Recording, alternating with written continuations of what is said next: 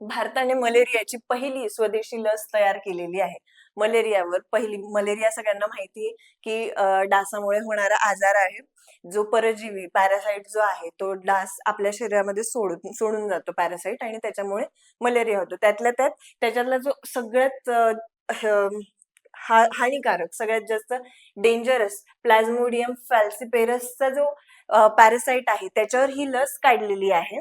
तर त्याच्याबद्दल जाणून घेऊयात. तर विकसक भारतीय वैद्यकीय संशोधन परिषद ICMR आणि national institute of immunology NII यांनी दोघांनी मिळून ही लस तयार केली आहे. स्वदेशी आहे. मेक इन इंडिया या धोरणांतर्गत ही लस येते. उद्दिष्ट काय तर मानवांना संसर्गापासून वाचवणे आणि डासांद्वारे परजीवीचा प्रसार कमी करणे. असं दुहेरी संरक्षण म्हणजे नक्की काय आहे ह्याच्यामध्ये उद्दिष्ट, की समजा जर कोणाला तो डास चावला आणि त्याच्यामुळे त्या व्यक्तीला मलेरिया झालाय, तर त्याच्यावर तर ही लस आहेच. पण ज्या व्यक्तीला मलेरिया झालाय त्यालाच अजून परत एक डास चावून तो ज्यावेळेस दुसऱ्या व्यक्तीला चावायचा, त्या दुसऱ्या व्यक्तीलाही मलेरिया व्हायचा. तर हे होणार नाही. त्या दुसऱ्या व्यक्तीला आता मलेरिया होणार नाही. याच्यामुळे ते दोघंही कंडिशनमध्ये बचावले जातील. त्याच्यामुळे याला दुहेरी संरक्षण असं म्हटलेलं आहे.